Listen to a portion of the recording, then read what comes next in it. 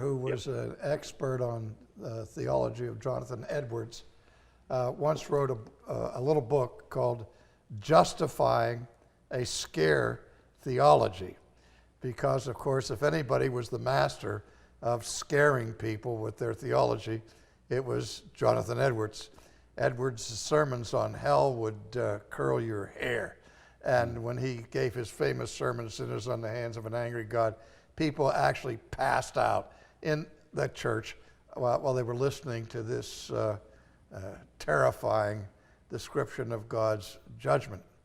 Now, let me answer this a couple of ways. First of all, from a biblical perspective, the warnings that accompany the preaching of Christ and the apostles often stir up fear because they are warned about the last judgment and God's wrath that will definitely be poured out. When Paul says that in our sin we are piling up wrath against the day of wrath, that is not a comforting thought. But what we had in the 18th century in America was what we had the idea that man is very bad and God is very mad. In the 19th century, it was man's not so bad and God's not so mad. And now people kind of look down upon hellfire and brimstone preaching. But I preached a couple of weeks ago here at St. Andrews, and I was talking about one of the passages where Jesus was warning about the last judgment. And it was a terrifying text, one of what we call the hard sayings of Jesus.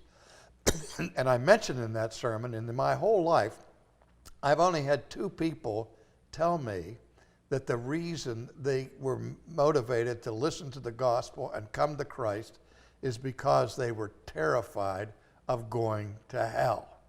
And after the service hadn't ended, 5 minutes later, somebody came up to me and said, "I'm number 3.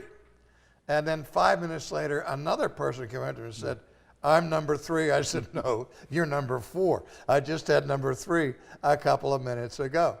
And again, since this is the way Jesus preached, this is the way the apostles preached, this is the way the great preachers of all time preached, by trying to awaken people to the clear and present danger of the state of their soul if they remain impenitent. So my answer to your question is, yes, I think it is justifiable, and it's important to include that element in the full measure of evangelism that we're doing. If we don't warn people of where they're headed, then we don't really care for them. When I was in college and studying the Puritans, I had a professor who said that Jonathan Edwards had to be a sadist because he had this sadistic enjoyment, it seemed, of warning people about hell. And I said to that professor, I said, it seems to me if he were sadistic, it would be that he didn't believe in hell, and if he did believe in hell, there's no doubt he did, the sadist would say to people, there is no hell, and then giggle on their way home for having fooled them into plunging headfirst into that eternal damnation.